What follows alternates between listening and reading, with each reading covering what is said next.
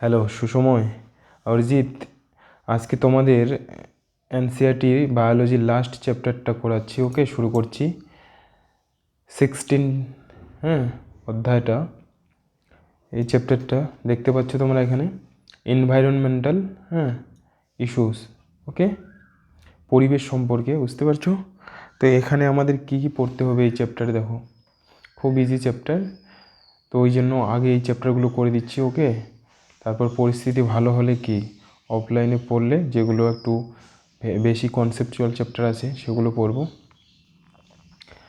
তো আমাদের already 2টো chapter শেষ হয়ে গেছে, হ্যাঁ, অনলাইনে। তো দেখো এখানে আমাদের কি কি জিনিস পড়তে হবে এখানে, সাব টপিকগুলো যেগুলো আছে, এয়ার পলিউশন, হ্যাঁ, air pollution and it's control, কীভাবে এয়ার পলিউশন রোধ করব। তারপর ওয়াটার পলিউশন আছে। তারপর হলো সলিড ওয়েস্টেস, যে কঠিন যেগুলো নোংরা পদার্থ সেগুলোর ব্যাপারে আছে। তারপর হলো অ্যাগ্রো কেমিক্যালস অ্যান্ড দিয়ার এফেক্টস। অ্যাগ্রো কেমিক্যালস অর্থাৎ কৃষিকাজে, ওকে, কৃষিক্ষেত্রে যেসব কেমিক্যালস ফার্টিলাইজার ব্যবহার করা হয় তাদের এফেক্ট। তারপর রেডিও অ্যাক্টিভ ওয়েস্টেস, যেগুলো হচ্ছে তোমার রেডিও অ্যাক্টিভ বলতে কী বলবো, রেডিও অ্যাক্টিভ বুঝতে পারলো, তেজস্ক্রিয় যেসব যে ওয়েস্টেজগুলো, হ্যাঁ, নোংরাগুলো তৈরি হয় সেগুলো সম্পর্কে আছে। তারপর গ্রিন হাউস এফেক্ট আর গ্লোবাল ওয়ার্মিং, যেটা তোমরা জানো অলরেডি। তারপর ওজন ডিপ্লেশন ইন স্ট্রেটোস্ফিয়ার, যে ওজন স্তরের ক্ষয় স্ট্রেটোস্ফিয়ারে। তারপর degradation by improper resource utilization and maintenance. এই যে ডিগ্রেডেশন মানে ভেঙে যাওয়া বা ক্ষয় হয়ে যাওয়া, ইমপ্রপার রিসোর্স, যেটা বলছে যে সঠিকভাবে যে সম্পদ, প্রাকৃতিক সম্পদের ব্যবহার না করার জন্য, ইউটিলাইজেশন না করার জন্য যেটা ক্ষতি হচ্ছে।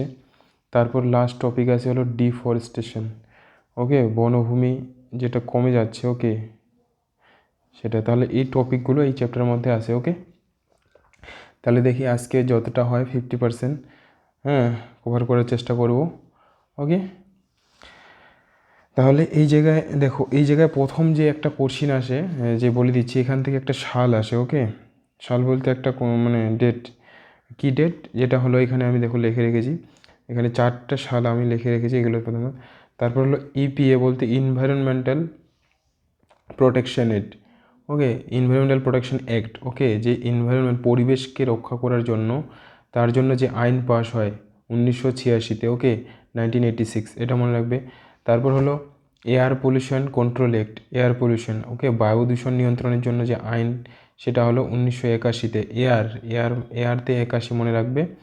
তারপর হলো ওয়াটার পলিউশন অ্যাক্ট, যেটা ওয়াটার জল দূষণ নিয়ন্ত্রণের জন্য যে আইন পাস হয় সেটা হলো 1974, ওকে, এই 3টা। তারপর আরেকটা এখানে তোমরা মাধ্যমিকে পড়েছিলে জয়েন্ট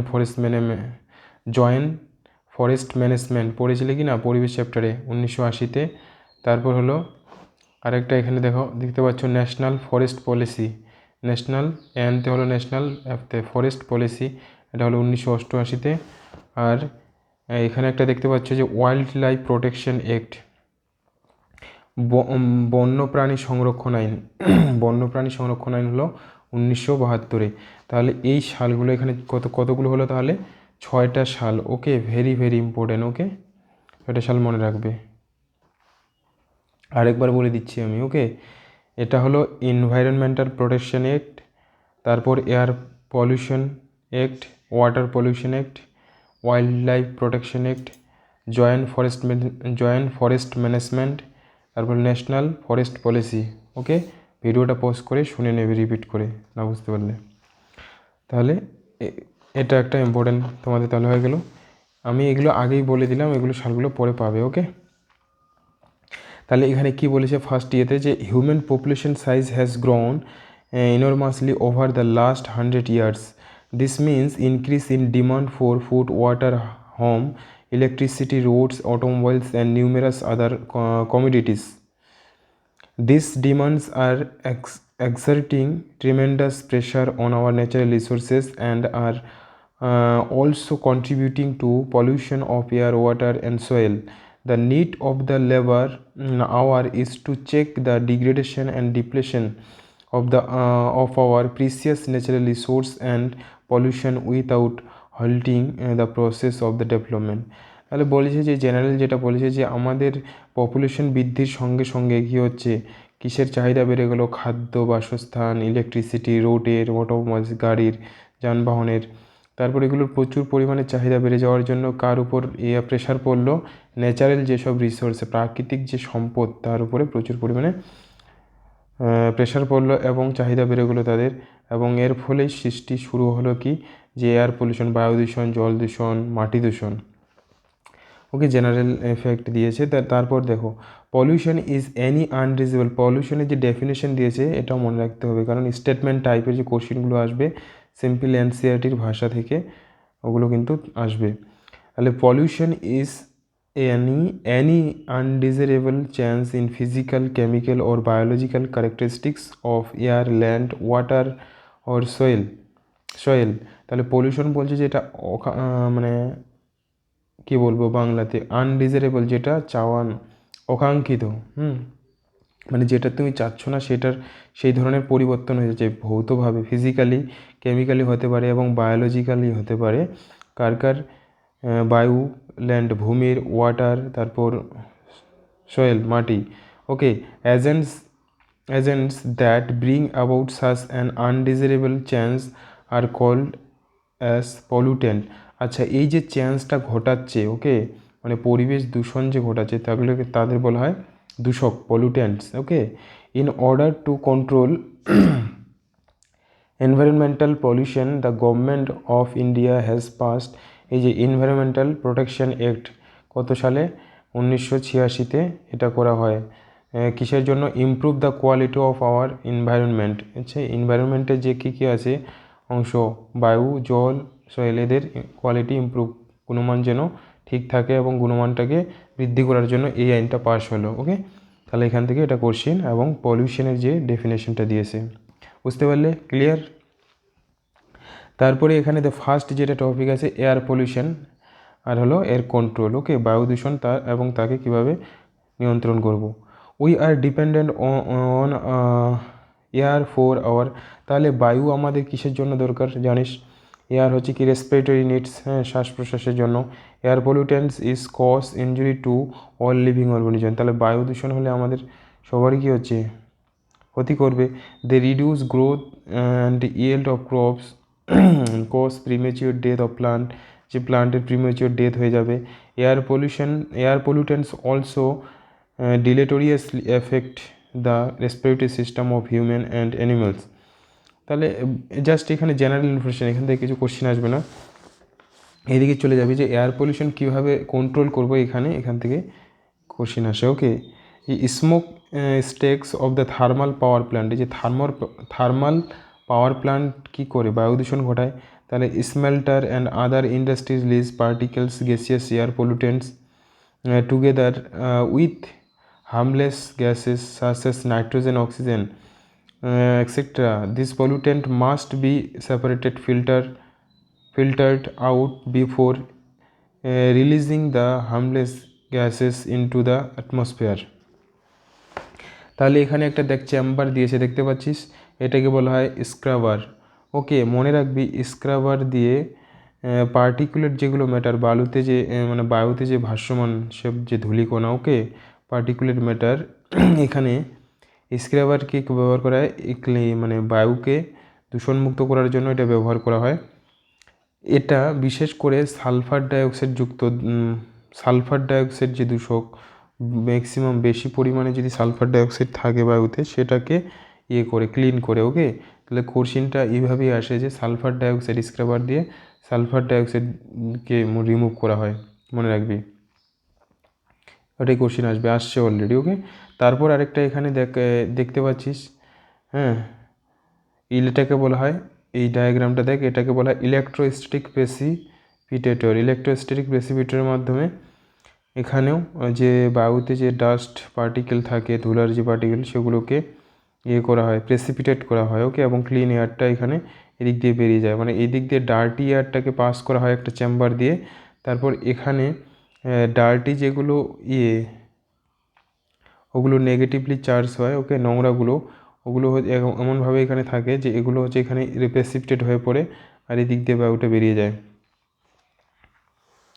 তো এই জায়গাটা পড়বে এখানে ভালোভাবে। There are several ways of removing particulate matter, the most widely use of which is the okay electrostatic. এখানে ইলেকট্রোস্ট্যাটিক বুঝতে পারছিস, ইলেকট্রোস্ট্যাটিক যে চ্যাপ্টার পড়ছিস, ওকে, ইলেকট্রোস্ট্যাটিক ইলেকট্রিক ফিল্ড থাকে এখানে, ওকে, ইলেকট্রোস্ট্যাটিককে কাজে লাগানো হয়, ধুলো বালি কণাগুলোকে এখানে নিচে টেনে নিয়ে আসে, ওকে, আর বায়ুটা এদিক দিয়ে বেরিয়ে যায়, ভালো বায়ুটা। Electrostatic precipitate which can remove, ওই যে প্রায় over 99% particulate matter present in the exhausted from a thermal power plant. Very important, এই ইলেকট্রোস্ট্যাটিক প্রেসিপিটেটর ব্যবহার করা কোথায় ব্যবহার করা হয়? Thermal power প্ল্যান্টে। থার্মাল পাওয়ার প্ল্যান্টের যে দূষিত বায়ুটা যখন ওই প্ল্যান্ট থেকে বের হওয়ার সময় এরকম ইলেকট্রোস্ট্যাটিক প্রেসিপিটেটর লাগানো হয়, এদিক দিয়ে বায়ুটা চেম্বারের মধ্যে দিয়ে যাওয়ার সময় এখানে নোংরাগুলো কালেক্ট হয় আর বিশুদ্ধ বায়ুটা, ক্লিন বায়ুটা এদিক দিয়ে বেরিয়ে যায়। প্রায় 99% এটা দিয়ে ক্লিন হয়, ওকে, তাহলে very important. Okay, it has electrode থাকে, ওকে, তড়িৎদ্বার, wires that are maintained at several thousand volt, প্রচুর পরিমাণে ওখানে কারেন্ট পাঠানো, ওকে, ভোল্টেজ থাকে, and which produce a corona that release electron. এখানে কী হচ্ছে যেটা ভোল্টেজ মেনটেন করা হয় ইলেকট্রোড থেকে কী বের হয়? করোনা, ওকে, করোনা একটা মানে কী বলবো এখানকার অংশ, ওকে, এই করোনা নয় যেই করোনা চলছে, ওকে, দ্যাট রিলিজ ইলেকট্রন, এই করোনাগুলো থেকে কী হচ্ছে ইলেকট্রন রিলিজ হয়।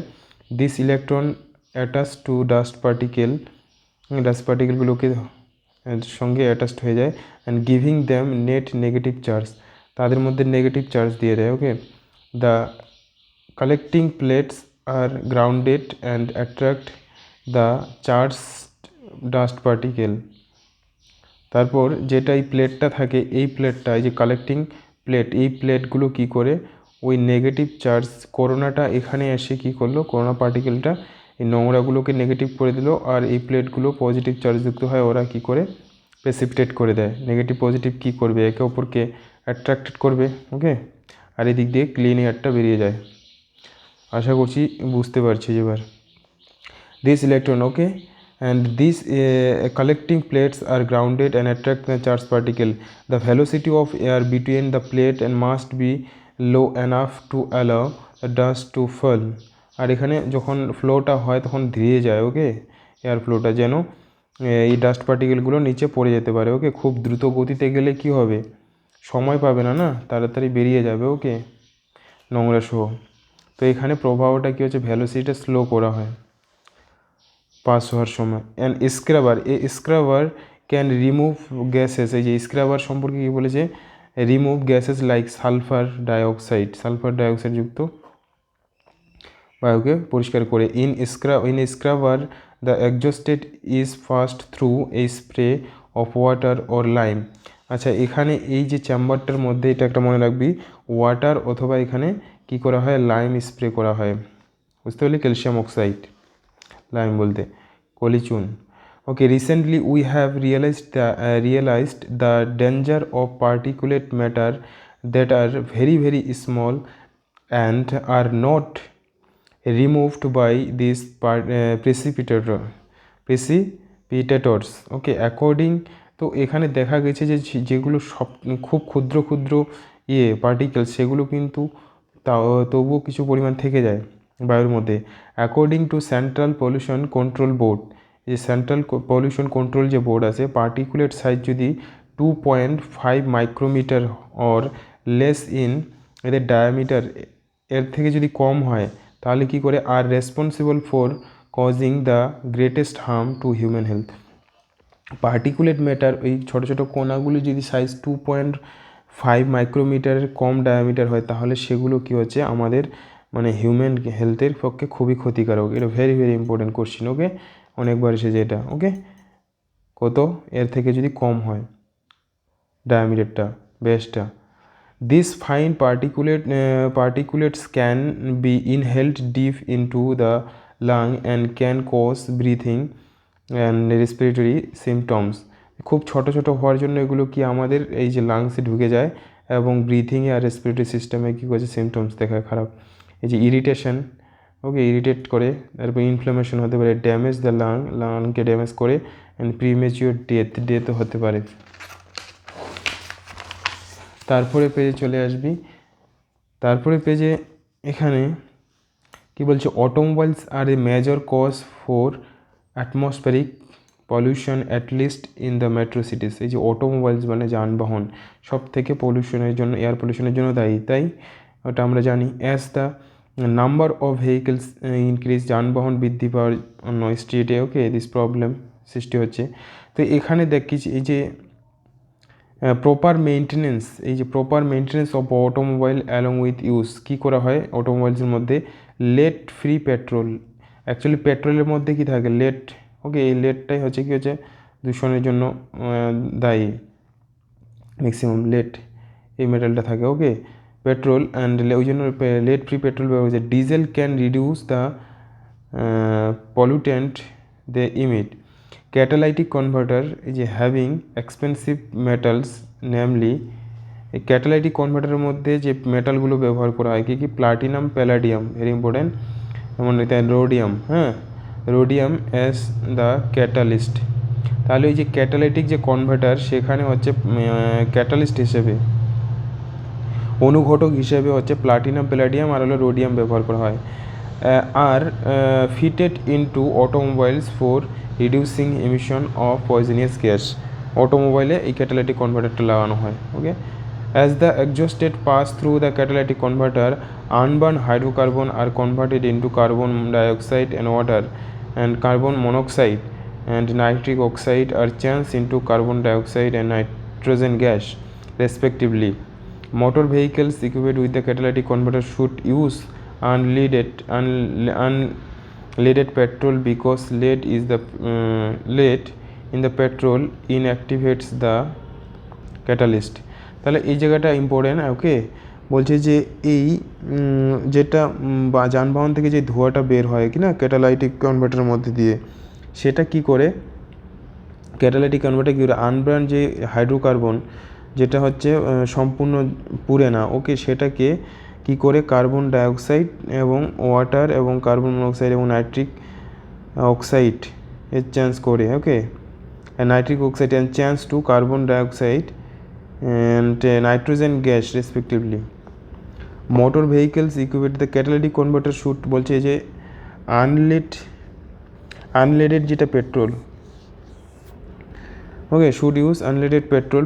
আনলেডেড যদি যার মধ্যে যে পেট্রোলের মধ্যে লেড থাকে না সেটা যদি ব্যবহার করা হয়, use unleaded petrol because lead, actually lead কী করে পেট্রোলের ইন দ্য পেট্রোলের মধ্যে যে লেডটা থাকে, ওকে, ইনঅ্যাক্টিভেটস দ্য ক্যাটালিস্টকে কী করে ইনঅ্যাক্টিভেট করে দেয়, হ্যাঁ, নিষ্ক্রিয় করে দেয়।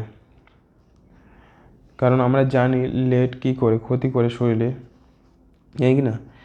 তারপর দেখ এখানে এটা তাহলে মনে রাখবি ক্যাটালাইটিক কনভার্টার সম্পর্কে। তারপর হলো এয়ার পলিউশনকে, এই যে এয়ার প্রিভেনশন অ্যান্ড কন্ট্রোল যে একটা কত সালে হয় 1981-তে, ওকে। এখানে আরেকটা সাল দেওয়া আছে, এটা নিটে আসছিল রিসেন্ট, ওকে, বাট ওয়াজ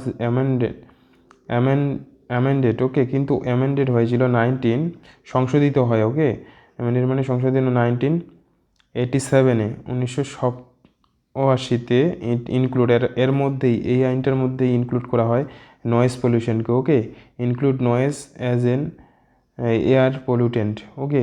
বলছে যে বায়ুটাকে, ওকে, না সরি শব্দটাকে কী হচ্ছে এয়ার পলিউটেন্টের মধ্যে অ্যাড করা হয়, ওকে, এই আইনের মধ্যে। কত সালে এটা 1987-তে আসছিল, okay. Noise is a undesired high level of sound. Noise কাকে বলা হয়, যে অকাঙ্ক্ষিত হাই লেভেলে যদি সাউন্ড হয়।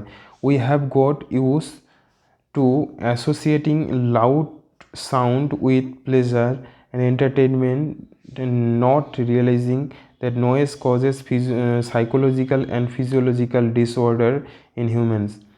বলছে বেশি জোরে শব্দ শুনলে ফিজিওলজিক্যাল ডিসঅর্ডার হতে পারে, ওকে। আমাদের দ্য বিগার সিটিজ, বড় শহরে, the bigger the function, okay, the greater the noise, বড় মানে শহরে বেশি শব্দ হয়। A brief exposure to extremely high sound level, এই যে এখানে একটা এখানে দিয়েছে 150 ডেসিবেল, শব্দের পরিমাপের একক হলো decibel, okay, and more generated by take off a jet plane, এই যে জেট প্লেন থেকে এত, ওকে, 150 ডেসিবেল বা এর থেকে যদি বেশি সাউন্ড তৈরি হয় কি না জেট প্লেনের রকেট থেকে, মে ড্যামেজ ইয়ার ড্রাম, আমাদের কানের যে পর্দা সেটাকে ড্যামেজ করে দিতে পারে পারমানেন্টলি, অ্যান্ড কি বধির করে দিতে পারে, ওকে, এটা মনে রাখবি মানটা। Even chronic exposure to relatively lower noise level of cities may permanently damage hearing abilities of humans, permanently damage করে দেবে, ওকে, কানকে শুনতে পাবি না, okay. Noise also cause sleeplessness, increase heartbeat, alert breathing pattern, thus considerably stressing humans, ওকে। আরও noise কী করে মানে ঘুমের ব্যাঘাত ঘটায়, হার্টবিট, ওকে, হার্টবিট বাড়িয়ে দেয়, ওকে, ব্রিদিং প্যাটার্ন চেঞ্জ হয়ে যায়, দাস হ্যাঁ কনসিডারেবলি স্ট্রেস সৃষ্টি করে। তারপর দেখ এখানে considering the many dangerous effect of noise pollution can you identify the unnecessary source of noise pollution around you which can be reduces immediately without any financial loss to anybody. Reduction of noise in our industries can be affected by use of sound absorbent materials or by muffling noise. Stringent flowing of law laid down in relation to noise like delimitation, okay, of horn-free zone around hospital and schools, permissible sound level of the crackers and of loudspeakers, timings after which loudspeakers cannot be played, etc. need to be enforced to protect ourselves from the noise pollution. তো এখানে কিচ্ছু নেই, ওকে, এখানে general knowledge বুঝতে পারলি, এটা পড়লে বুঝতে পারবি। হ্যাঁ, তো মনে রাখার জন্য এটা মনে রাখবি, ওকে, কোশ্চিন আসবে এটা থেকে, ওকে। এই যেটা বলছে জেট প্লেন থেকে এর থেকে যদি বেশি বের হয়, আর এখানে শালটা, আর হলো ক্যাটালাইটিক কনভার্টার, আর হলো স্ক্রাবার, বুঝতে পারলি। বাকি মনে রাখতে না পারলেও কোনো প্রবলেম নেই, কারণ কোশ্চিন এগুলো থেকে হবে। তারপর এখানে দেখ এই এয়ার পলিউশন সম্পর্কে এখানে একটা কেস দিয়েছে, কেস বুঝতে পারলি। কন্ট্রোলিং ভেহিকুলার এয়ার পলিউশন, মানে ভেহিকেল যানবাহন থেকে যে এয়ার পলিউশন হচ্ছে সেটার জন্য একটা কেস স্টাডি হয়েছিল দিল্লি শহরে, ওকে, সেই সম্পর্কে এখানে বলেছে। তাহলে কি বলছে দেখা যাক।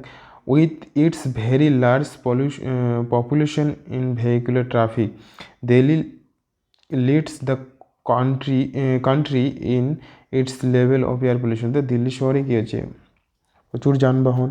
ইট has more cars than the state of Gujarat and West Bengal put together. বলছে যে দিল্লি শহরে যে যানবাহন যেগুলো আছে সেটা হচ্ছে গুজরাটের, হ্যাঁ, গুজরাট আর হলো আমাদের ওয়েস্ট বেঙ্গলে যতগুলো গাড়ি আছে সেগুলোর থেকেও দুটো মিলেও ওই দিল্লি শহরের হবে না, দিল্লি শহরের মতো হবে না। তাহলে যে এই যে 1990 কী বলছে যে 1990s দিল্লি র্যাঙ্কড, না 1990 সালে দিল্লি র্যাঙ্কে ছিল 4th among the 41 most polluted cities of the world. মানে 1990 সালে 41টা সব থেকে বিশ্বের দূষিত শহরের মধ্যে দিল্লির 4 নম্বর স্থান ছিল, ওকে, এটা মনে রাখবি, দিতে পারে। কত সালের এটা রেকর্ড অনুসারে, 1990 সালের, ওকে। The air pollution problem in Delhi becomes so serious that a public interest litigation, okay, was filed in the Supreme Court in India. তো এটার জন্য কী হচ্ছে, সুপ্রিম কোর্টে একটা আর্জি করা হয়েছিল যে after being censured very strong by the Supreme Court under its directives, The government was asked to take within a specific time period appropriate measure including switching over the entire fleet of the public transport.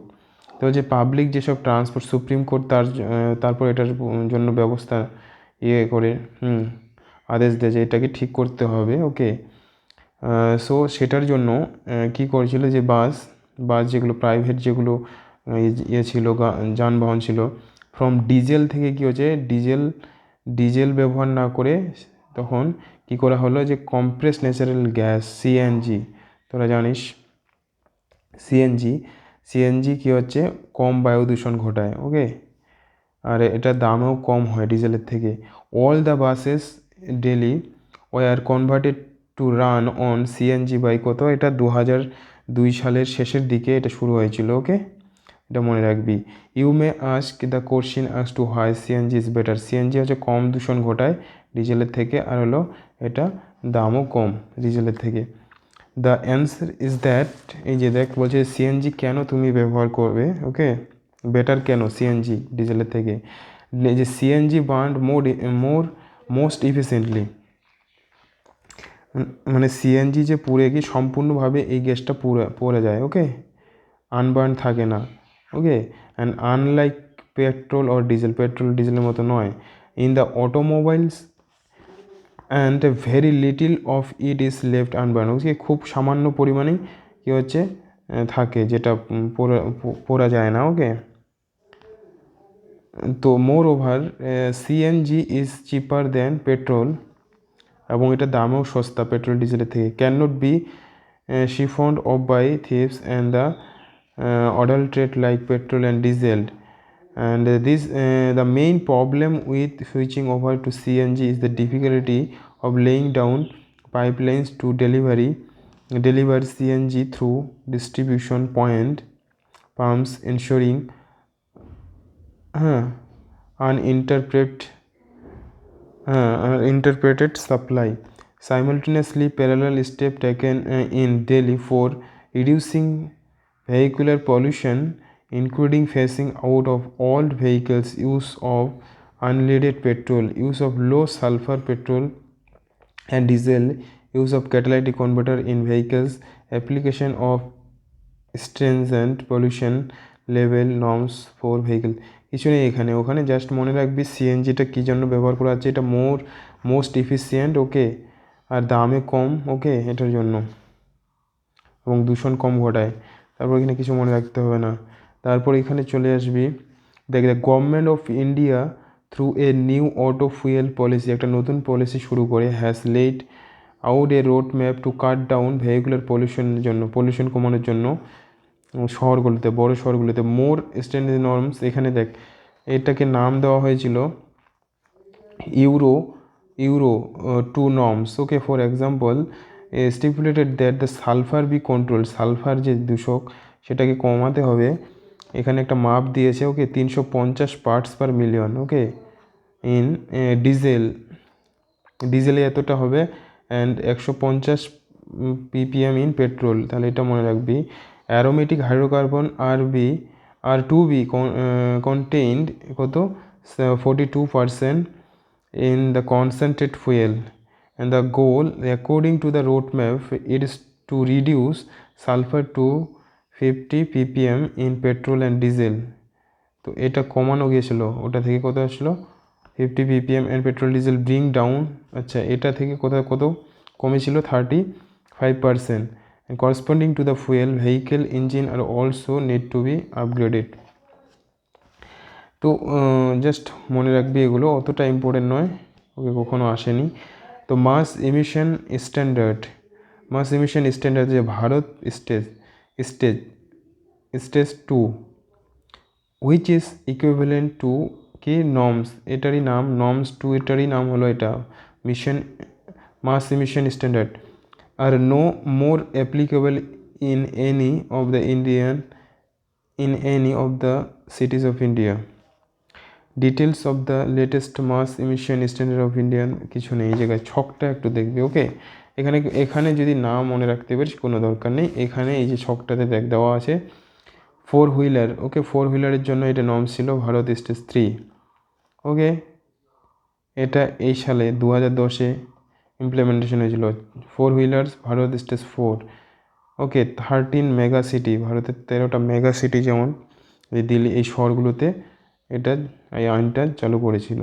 তারপর 3 হুইলারের ক্ষেত্রে Bharat stage 3 through out the country, এত সালে তো important নয় অতটা, ওকে, টেনশনের কোনো কারণ নেই। তারপর thanks to the effort made the air quality of the Delhi has significantly improved.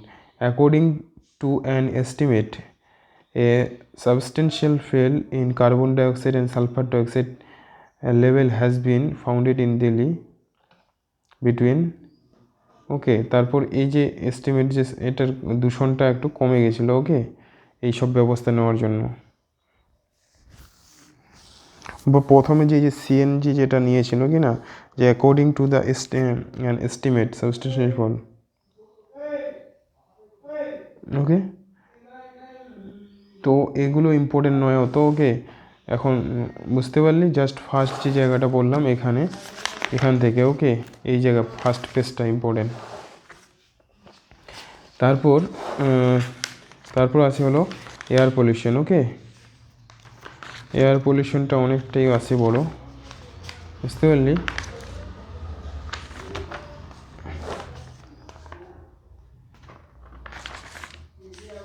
Sorry, air pollution তো হয়ে গেল, ওয়াটার পলিউশন, বুঝতে পারলি। ওয়াটার পলিউশনের মধ্যে আমরা দেখ, ওয়াটার পলিউশনে কী কী পড়বি বলে দিচ্ছি, ওকে। রিডিং এখানে সব কিছু পড়ার দরকার নেই, দেখ এটা ভেরি ইজি চ্যাপ্টার। আর যেগুলো কোশ্চিন জায়গা থেকে আসে, যেসব জায়গা থেকে, সেগুলোই আসবে। প্রিভিয়াস ইয়ার কোশ্চিনগুলো দেখলে বুঝতে পারি। ফার্স্ট এইদিকে চলে যাবে ওয়াটার পলিউশনে, যে ওয়াটার প্রিভেনশন একটা চালু হয় 1974 সালে, ওকে। তারপর ওয়াটার পলিউশনে যে domestic sewage and industrial effluent যেগুলো, এখানে কি বলেছে যে এ মেয়ার 0.1% ইম্পিউরিটিস, যেই জায়গায় আমি দেখাচ্ছি সেগুলো জায়গায় পড়বি।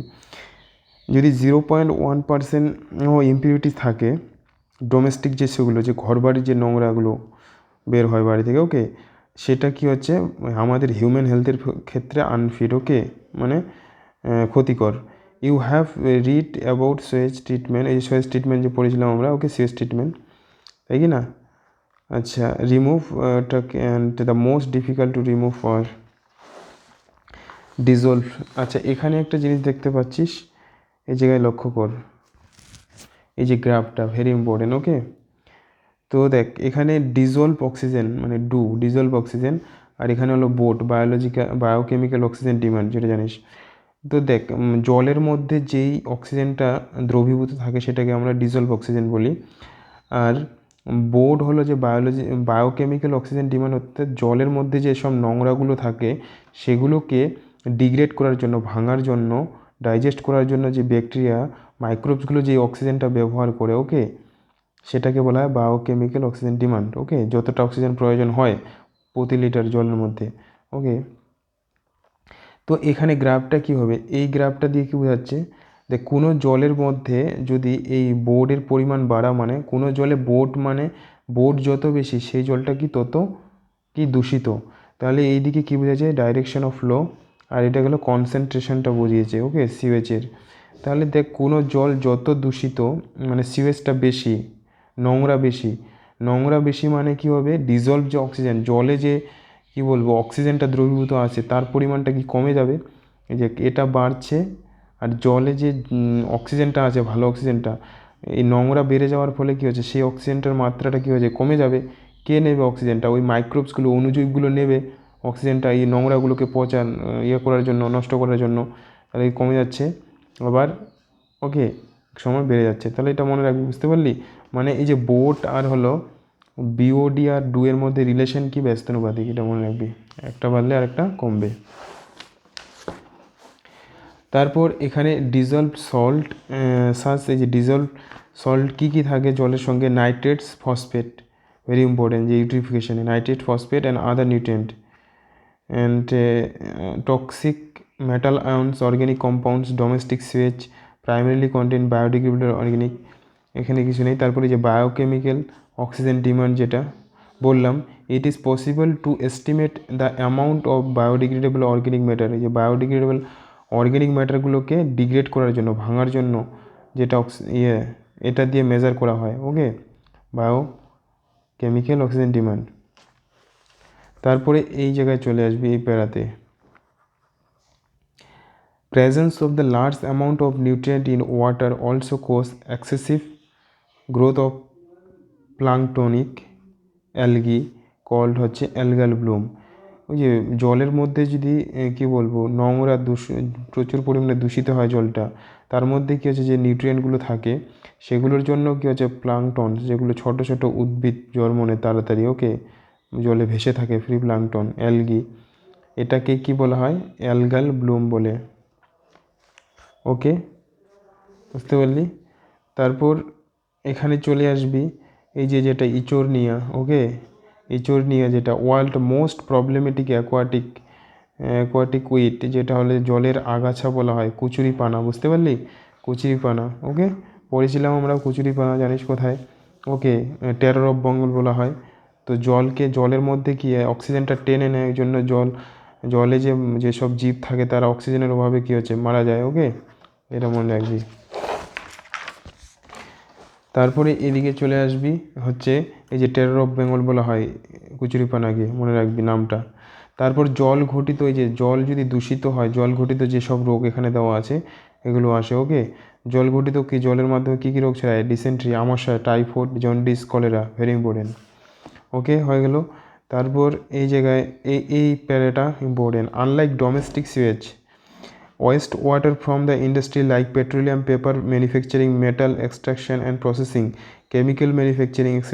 often contain toxic substance, notably heavy metals defined as element with density, heavy metal যেগুলো, ওকে, সেগুলোর কনসেন্ট্রেশন যদি 5 গ্রাম পার ঘন সেন্টিমিটারে, such as mercury, cadmium, copper, lead, okay, and the variety of organic compounds, এগুলো অ্যাকচুয়ালি টক্সিক। ওকে, এর থেকে যদি কনসেন্ট্রেশনটা বেশি হয় 5 গ্রাম পার ঘন সেন্টিমিটারে, কে মার্কিউরি, ক্যাডমিয়াম, আর জানিস এগুলো দূষণে যেসব রোগ হয়।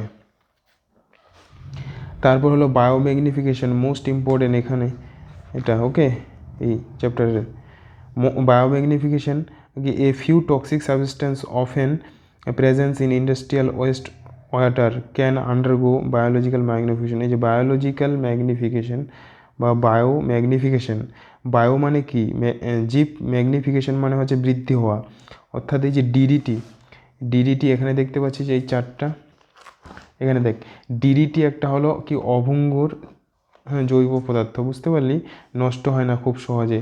এটা কি করে জল থেকে, ওকে, নিচের স্তরের থেকে জীব থেকে, ওকে, মানে সর্বোচ্চ শ্রেণীর যে খাদক জীবের, উচ্চ শ্রেণীর জীবে হচ্ছে চলে আসে।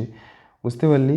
মানে পুকুরের জলে ধর কোনো কারণে ডিডিটি মিশে আছে, সেখানে ডিডিটি কম পরিমাণে ছিল, তারপর জুপ্লাঙ্কটনে আসলো, জুপ্লাঙ্কটন মানে ছোট ছোট জীব, মাত্রা ধীরে ধীরে বাড়ছে, ওখান থেকে জুপ্লাঙ্কটনে আসলো, জুপ্লাঙ্কটন আবার ছোট ছোট যে জীবগুলো, মাছকে কে খাচ্ছে, বা ছোট ছোট জীবগুলোকে কে খাচ্ছে? মাছ, এই যে স্মল ফিশ, এখানে তার দেহে কী হচ্ছে ধীরে ধীরে কী হচ্ছে ডিডিটির পরিমাণটা বেড়ে যায়। ওকে, ম্যাগনিফাই হয়ে যায়। ওকে, তারপর আবার এই ছোট মাছকে কে খাচ্ছে? বড় মাছ, লার্জ ফিশ, ডিডি কী হলো 2 ppm হয়ে গেলো, ছিল হচ্ছে ppb ছিল, পার্টস পার বিলিয়ন থেকে পার্টস পার মিলিয়ন হয়ে যাচ্ছে। তারপর হলো বড় মাছকে খেয়ে খেলো, এখানে একটা পাখির নাম দিয়েছে ইল ফিশ। ওকে, এই কোশ্চেনটা এসেছিল সিগাল। ওকে, দেখ এখানে ডিইটির পরিমাণটা কত বেড়ে গেলো। ওকে, তাহলে এটা ইম্পর্টেন্ট। তো এই ঘটনাটাকেই বায়োম্যাগনিফিকেশন বলে, বুঝতে পারলি? ইন অ্যাকোয়াটিক ফুড চেইন, এই যে ফুড চেইনটার মাধ্যমে কীভাবে ডিইটিটা বেড়ে যাচ্ছে। Biomagnification refers to increase the concentration of the toxicant in successive trophic level, okay, চেনের মাধ্যমে বেড়ে যাচ্ছে। This happens because a toxic substance accumulated by an organism can not be metabolise. এই যে ডিইটিটা কী হচ্ছে মেটাবলাইজ হয় না, ওকে, নষ্ট হয় না শরীরের মধ্যে ঢুকলে, এক্সক্রিটও হয় না, ওকে, বেরিয়েও যায় না, জমা হয়ে যায় শরীরের মধ্যে। Thus passed on the next higher trophic level, this phenomena well known for, এই যে কার ক্ষেত্রে এটা দেখা যায়? মার্কিউরি। ওকে, মার্কিউরির ক্ষেত্রে আর ডিইটির ক্ষেত্রে হয়। বুঝতে পারলি, পারদ আর ডিডির ক্ষেত্রে ডাইক্লোরোডাইফিনাইল ট্রাইক্লোরোইথেন এটা একটা অর্গ্যানিক কম্পাউন্ড কিন্তু so biomagnification of DDT in aquatic food chain, এটা অ্যাকোয়াটিক ফুড চেনের যে কীভাবে এটা হচ্ছে ম্যাগনিফাই হচ্ছে। In this manner the concentration of DDT is increased at the success trophic level, say it is strategy 0.003 ppb থেকে শুরু হয়, ম্যাক্সিমাম কত হচ্ছে 2 ppm হয়ে যাচ্ছে। Fish eating birds and high concentration DDT disturb, যে কনসেন্ট্রেশন যদি প্রচুর পরিমাণে বেড়ে যায় ডিডিটির তাহলে কি হবে, এইখানে যে মানে বার্ডসের ক্ষেত্রে ক্যালসিয়াম মেটাবলিজম ইন বার্ডস, মানে পাখিদের দেহে যে ক্যালসিয়াম মেটাবলিজম ইয়েটা প্রসেসটা ডিস্টার্ব হয়ে যাবে। Calcium metabolism in birds which causes কী বলছে thinning of egg shell and their premature breaking. তো ক্যালসিয়াম যে মেটাবলিজম প্রসেসটা ডিস্টার্ব হয়ে যাবে পাখিদের দেহে, এর ফলে যে পাখিরা ডিম পারে কি না, পাখির যে ডিমের জন্য কী হয়, যে উপরে যে শেলটা হয় ওটা ক্যালসিয়াম জাতীয় পদার্থ দ্বারা তৈরি হয়, তার জন্য কি হচ্ছে ওই ডিমের কি হচ্ছে যে ইয়েটা শেলগুলো থিন হবে, পাতলা হবে, এর ফলে কি হচ্ছে প্রিমেচিওর ব্রেকিং হয়ে যাবে, ভেঙে যাবে, ওকে, মানে ম্যাচিওর না হতে, ওকে, অ্যান্ড ইভেনচুয়ালি কজিং ডিক্লাইন, এইভাবে, এবং বার্ডসের পপুলেশন কী হয়েছে ধীরে ধীরে কমে যায়। ওকে, ঠিক আছে, এই পর্যন্ত থাক, ওকে, লাইন চলে গেল, ওকে, নেক্সট ভিডিওতে পরের পার্টটা করব, এগুলো পড়ে নিবি তোরা।